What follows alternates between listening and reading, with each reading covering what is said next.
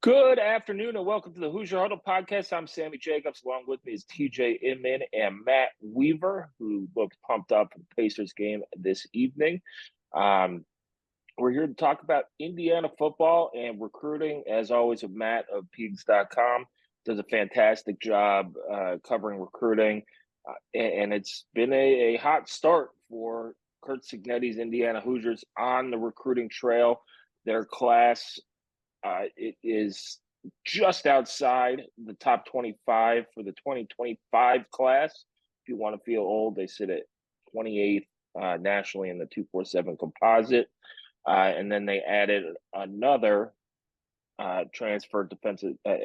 another transfer portal guy for the 2024 season just moments ago. So we'll talk about that. TJ, how are you doing? Doing great. Yeah, excited to talk about the addition here most recently for Indiana, a much needed one. We'll get to that here in a minute, and kind of the remaining needs as IU tries to plug some holes. Really, your last chance to address issues on your roster prior to the upcoming season. So it's a big time for the staff to hopefully plug a couple of gaping needs on the roster. Other than that, I think you feel really good about things. No major injuries through spring and a lot to talk about. Matt, how are you doing with Ellie De La Cruz MVP campaign for the Reds? You have the Pacers looking to close out the Milwaukee Bucks tonight, and maybe have a Knicks Pacers round 2 game. How are you doing? I'm doing okay. How are you guys? We're doing great. Let's talk a little recruiting overview, Matt. What are your thoughts on this class so far? They're sitting at 28th nationally. You mentioned earlier on one of our earlier podcasts that you thought Indiana's class would grow, a little bit sooner than usual. Under Tom Allen, we saw a lot of recruits come in and commit in June. It's now April 30th, and this class sits at 8 members. What are your thoughts on this class so far? Yeah, I mean, I wish I could predict a lot of numbers like I predicted. I think I said 8 to 10 commits by the time they got to June officials. June officials will actually start on May 31st, and then go for the next few weekends. But they're at 8. I don't know if they're going to add any more. I thought they would get Chris McCorkle. I didn't know that they'd get him here in the last week. I thought maybe it'd happen on his visit, but I knew they were in great shape with him. But they're who knows? There could be 1 or 2 more before they get guys on campus in June. But I think June is going to be a productive month. I think they're going to get a number of commits that during those visits as well, or maybe soon after. So it's going well. They're doing a great job recruiting.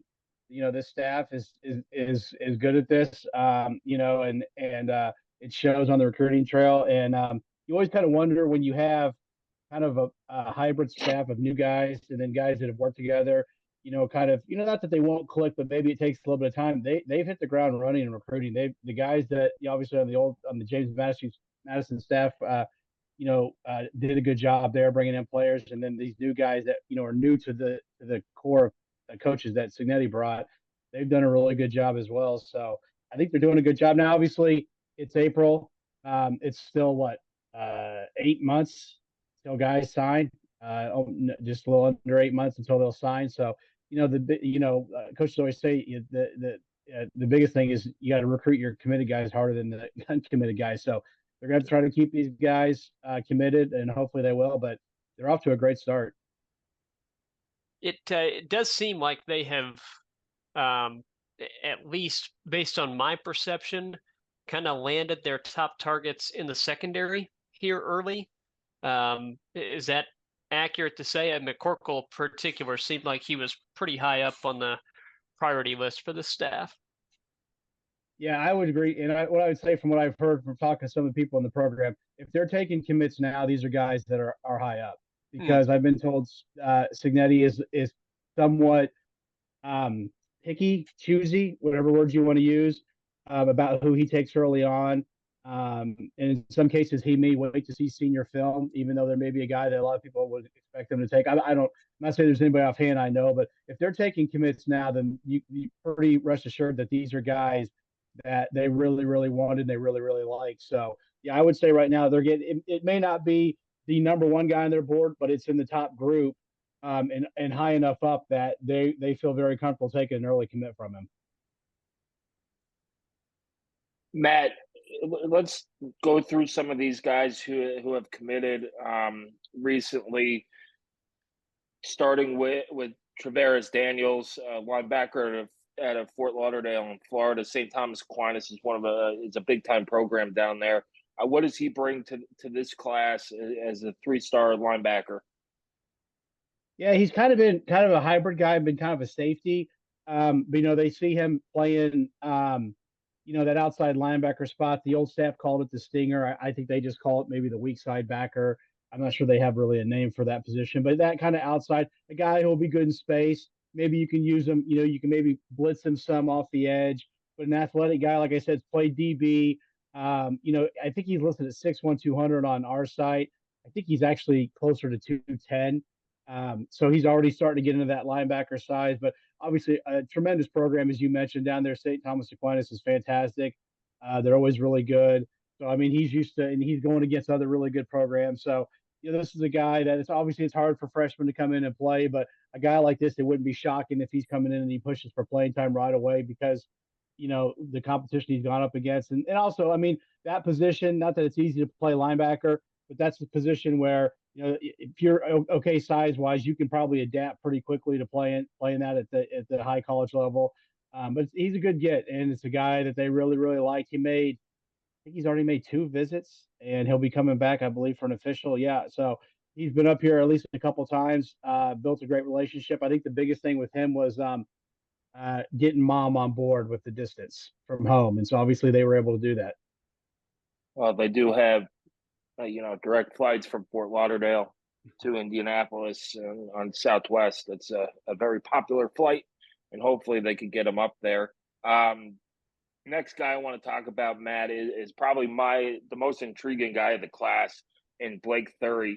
He plays every single position on the field, tight end, long snapper, running back, linebacker, you name it. He just seems like one of these guys out of Wisconsin that you go, where did they find, usually from the Badgers, where did they find this guy? Yeah, and I don't know. I think it's Prairie du Chien. Hopefully, I'm saying that right. His hometown. I'm wondering if he's one of these kind of smaller towns that kind of like we have here in Indiana. And this kid is just like the stud athlete in that town. Obviously, I mean, like you said, he's one of the top long snappers in the country. He basically is like a tight end, wide receiver. Watch a little bit of his film. Kind of remind me of Hendershot when I saw him in high school at Tri West.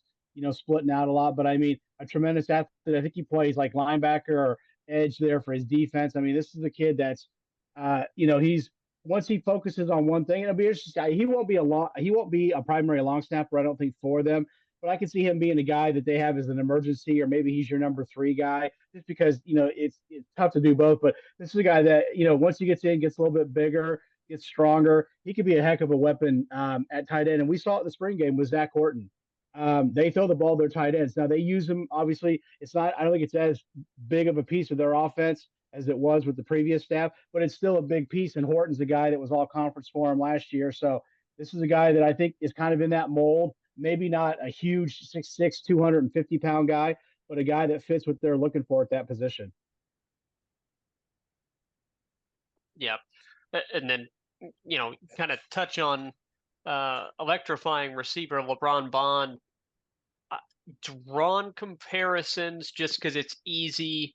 A lot of Indiana fans online posting that he reminds them of Jalen Lucas's film. That's an easy comparison. I don't necessarily think it's all that accurate. I think Bond is a much more natural receiver, much more natural catcher of the ball, and it has more of a easy position to slot him into, whereas Lucas ended up being something that the IU staff just never quite figured out exactly what to do with. I think Bond, to me, looks like more of a natural receiver that Indiana can do a lot of damage with out of the slot. Yeah, I would agree, TJ. I mean, he's dynamic. He's incredibly. He's a track guy, but he's not a track guy playing football. A lot of times you see those guys, and they can't catch or they're not. They don't really have the skill set. He's got the skill set. Um, you watch him. Actually, kind of watch some of his highlights right now. I mean, obviously he can. He's got speed to burn. Play him on the outside. Obviously, he'll probably be more of a slot guy in college because of his size. But he's a guy that you might be able to put some on the outside and have him run some go routes or some posts or whatever. But I mean, he can fly, and these are the kind of guys, and maybe a little bit bigger than Shane Wynn, but kind of similar Yeah. to a Shane Wynn type, who was a terrific player at Indiana, made a ton of plays. Although he seems, even though he's short, he seems like he's got a little bit more meat on the bones than Shane. Shane was really small. Now, I mean, he was still really good and he got bigger, but he was a small guy, when he played IU. But this is a really good get to. This is the kind of guy, and he's in good with IU. But this is the kind of guy that you worry about as you get closer to signing day, Yep. because if he has a monster senior season, this is the guy. He's down there in ACC, kind of SEC country. Get some of those big boys come calling. But they obviously he committed early. Another kid where I think distance was a little bit of a factor, but they were able to kind of ease the family's mind on that. And another. This is the wide receiver position at Indiana. Obviously, they're losing a bunch of guys. We've talked about that in the past. I mean, it's a good group, but there's like Yep. I think six guys that are out of eligibility after this year. But the one thing they really need, and even Signetti's talked about this, they need some more speed. They need some more guys who can take the top off of defense. And this is exactly what LeBron Bond gives you. He's also, I believe, the staff tweeted out the first FBS player named LeBron, or Power 5 player named LeBron. Pretty cool. Won't Just be the fun I last. did not know that. Interesting. Just Will fun not fact. be the last. Will not be the last. Next is Byron Baldwin, safety out of Towson, Maryland. Had some big offers from Tennessee, Minnesota, West Virginia, Wisconsin. IU needs some safety depth there. Matt, what does he bring to the table? He's a versatile guy. I mean, he's a guy that he's being recruited as a safety, but I can see him playing. You could maybe put him at corner some. He could definitely play the nickel, that nickel corner position. I think they call it rover, that hybrid position. But I mean, he's a modern day DB. I mean, you see it all the time nowadays. Even guys getting drafted in the NFL, they played safety in college. They get announced as a corner at the draft, or vice versa. Guys who can move around. I mean, it's almost basketball. It's like positionless basketball. It's almost like positionless defensive backfield. You want guys who can do different kinds of things. There's the days of you have a strong safety does this, a free safety does this. It's kind of that's kind of outdated. Now you have guys who can go back and forth and do both, and he's that kind of guy. Can also cover, like I said, you can put him in the slot, probably put him on the outside and covering guys. So, once again, I mean, all these, in recruiting, all these guys won't pan out. You hope they do, but this is a good get, and their job when they get him here is to develop them. This is a guy being there in Maryland. I think they were recruiting him when they were at JMU, so they had a relationship.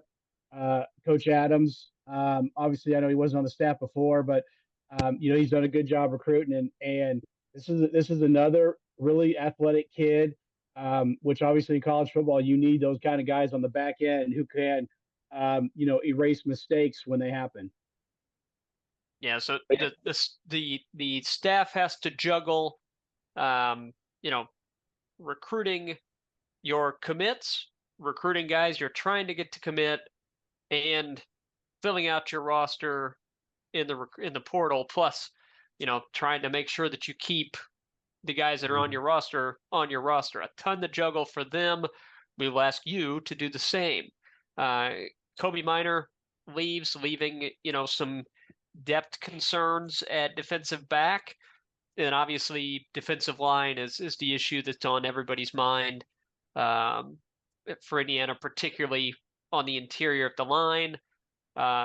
Right before we start recording, IU gets Tyreek Tucker from James Madison.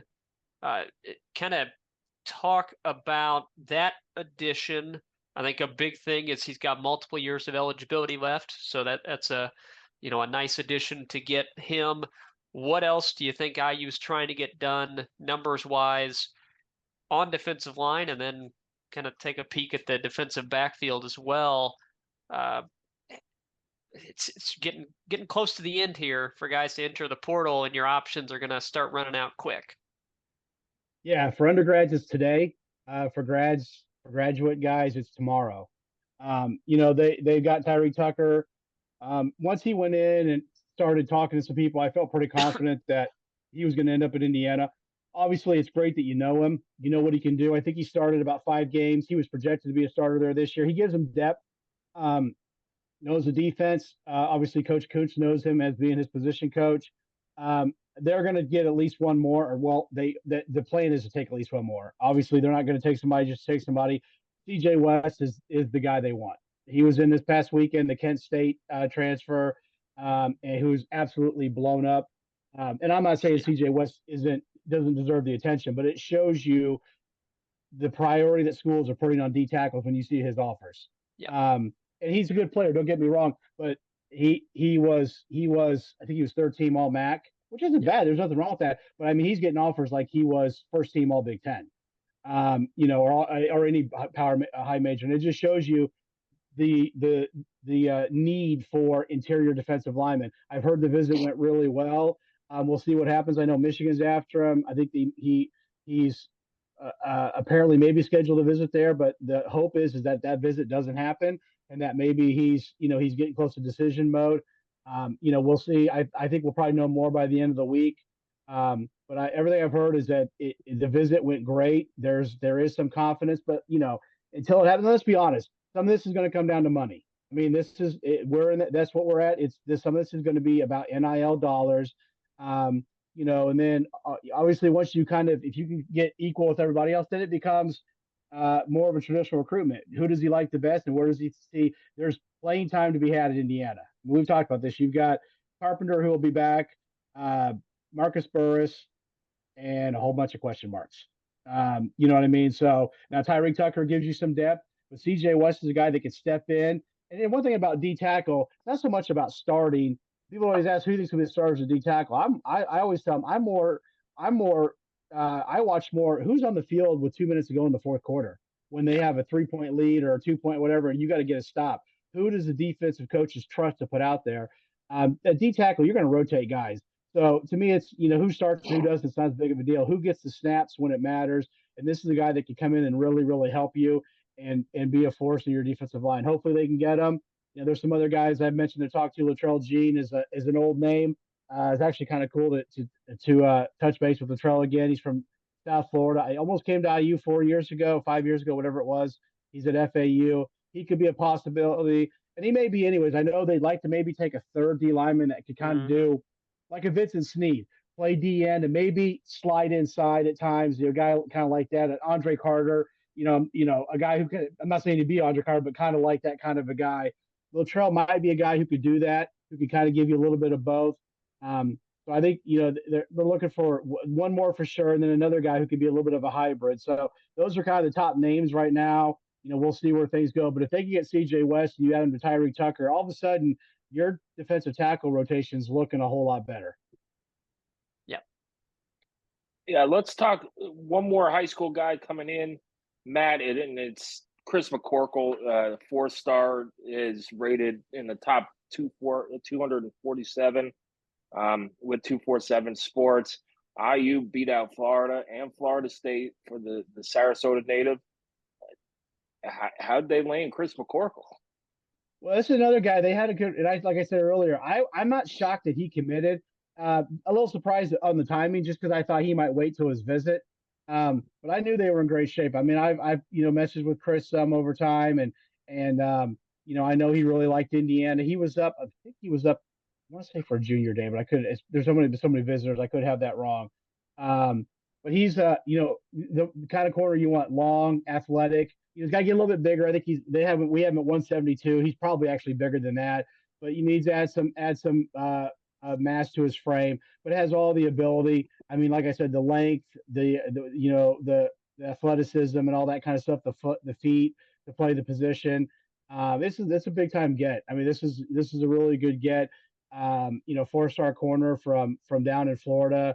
Sarasota, Cardinal Mooney. So like once again, this staff has just done a really good job of hitting or getting guys and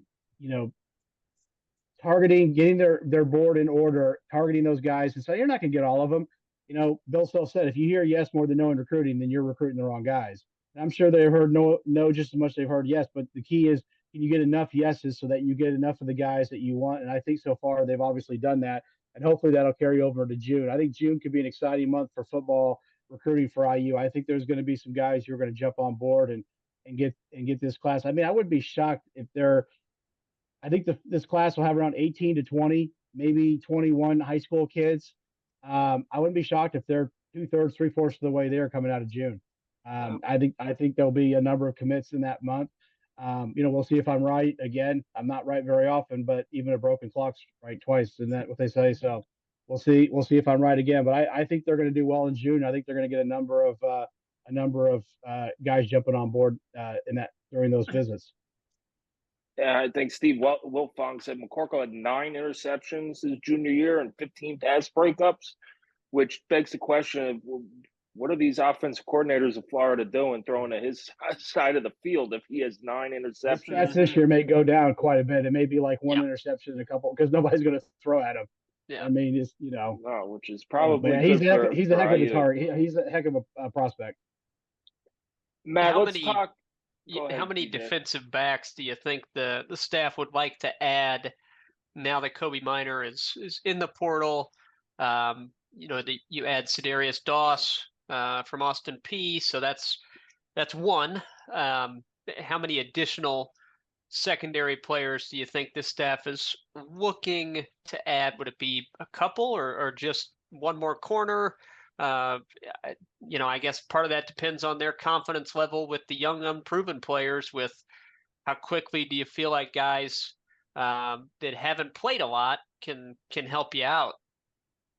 Are you talking about portal guys for the upcoming season? Yes. Portal DBs? Okay. Yeah. I think they were already trying to add at least one more before Minor, and obviously, listen, Minor stings. I mean, he played well in the spring game. He was probably looked like going to be a starter. It would and play quite a bit. But this is the world we live in. I will say this: of the two defensive back positions, I think corner can absorb the loss a little bit better than safety, but it's still a blow. What helps you is getting Dawes. D'Angelo Pons, who people have talked about, just went in the portal from James Madison. Now, he's a smaller guy, but what it allows you to do, they moved Toomer to safety at the start of spring ball. If you get a Pons, you got Doss is going to be that rover guy, that kind of nickel corner. I would assume Pons would probably be the same, but it would allow you. Toomer gives you the ability to play both spots.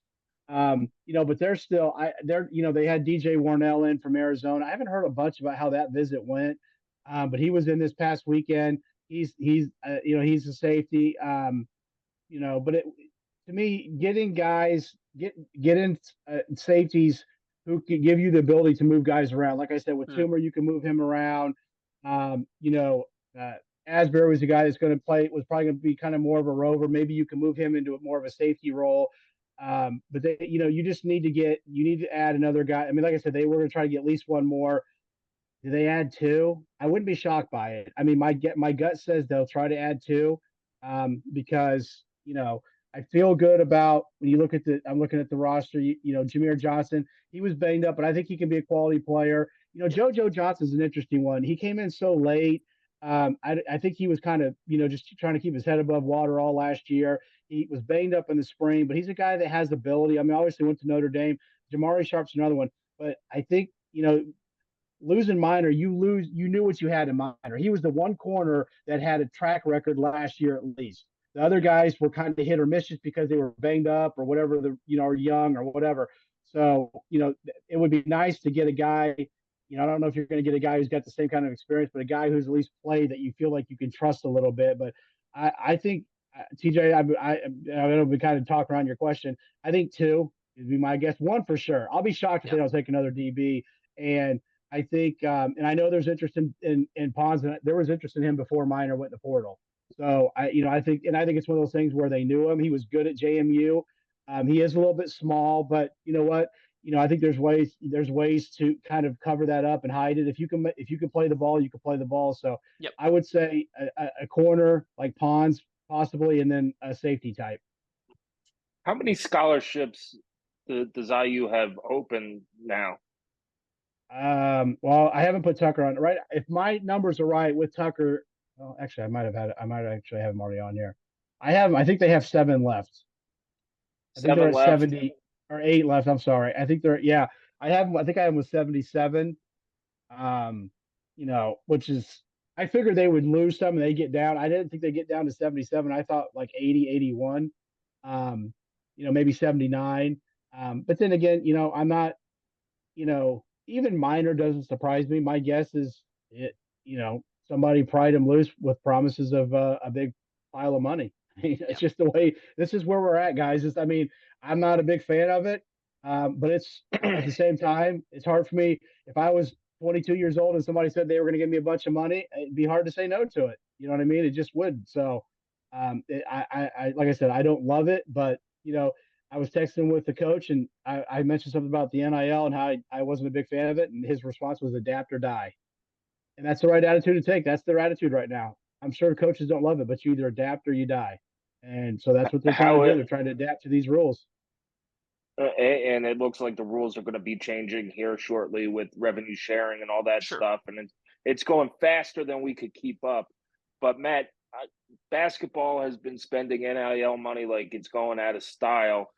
How is it on the football side? Do they have enough to plug some of these holes? I think so. I've heard some of those money people who are helping out with basketball realize that they've got it. They've got it. They got to put together some funds. I don't have a number, and I actually have not had a chance to listen to the podcast. I know we're not going to talk about it a lot, but I think Scott Dolson mentioned football NIL with the Hoosier Hysterics guy. I don't know if He he did. threw out numbers. I'm guessing he probably didn't. No, but Not specifically. yeah, so but I do know that some of the same people who are been very generous with basketball NIL, and their pod is pretty. It seems like it's almost limitless with how they're spending. They also understand that Signetti and his people need to bring in some players, for this upcoming season. If you can shore up the D line, I think linebacker looks pretty solid. Secondary, obviously you have to add a couple guys, but the secondary, I think if you got a couple of guys, looks pretty solid. I think the offense is going to be terrific. I think this is going to be an offense that keeps you in almost every week, and is going to be really productive. So, if you can add a couple guys on defense, I've said it to people. This isn't drinking the Kool-Aid. I think 6-7 wins is doable, and I think 6-7 wins is very likely, and 8 is doable if you can stay healthy and get some breaks in with your season. And the way the schedule, me and Sammy talked about off the record, it's not easy, but it's very manageable compared to previous years where it was an absolutely just brutal schedule. Yeah, we talked about it, TJ, with Andy Graham a little bit. It's a lot easier these days to cover up a mediocre defense or a defense with some holes than it is to carry a terrible offense. And we've seen it the last few years. Yeah. You're going to have to score close to 30 points a game, even with a good defense. A lot of times to make the college football playoff. I'm not just talking about IU, talking about everybody. The game is so geared towards offense that if you have your offense scoring 30, 28 to 30 points a game, all you need your defense to do is limit it to less than that, and that should be doable. The schedule is manageable, and you just those 2 swing games, UCLA and Northwestern on the road early in the season, are going to determine how far this team goes. Any final questions, TJ? No, I think we're gonna, see how the next, I would assume probably about 2 weeks, will play out in kind of the portal space, and then transition over to what Matt has said is expected to be kind of a fun June for high school recruiting as Indiana continues to try and build the class. So, as always, Matt, thanks for coming on. You and Jared are doing great work with Peegs. Everybody needs to check that out. A lot of good stuff every day on the Peegs boards and on the 24/7 site. So we appreciate your time. Yeah. No problem, guys. Yeah. Next couple of weeks should be, that's when obviously June is a big month for guys come back on campus. So I would think Right. the roster will probably be pretty much set here before middle towards the end of May, hopefully. And they get back that first week of June, all the guys, and get back to work with summer conditioning. So the next few weeks should be interesting. But thanks for having me, guys. It's always fun talking football with you. Yeah, thanks for coming on, Matt. And also, if you haven't listened to Eric and Ward on the Hoosier Hysterics podcast with Scott Dolson, look, they can be silly a lot of times, but that was one of their best podcasts they have ever done. Great stuff on the first segment with football. I haven't listened to the back end of it yet, but a lot of good stuff on there that got talked about. So that does it. That does it for the Hoosier Huddle podcast today. You can follow us at Hoosier_Huddle on X, formerly Twitter, and HoosierHuddle.com. Subscribe to us on YouTube as well, and then subscribe to us wherever you find your podcast, whether it's Apple Music, Spotify, all that stuff. So thanks for listening, and we'll have hopefully a lot of recruiting updates between now and the start of the season.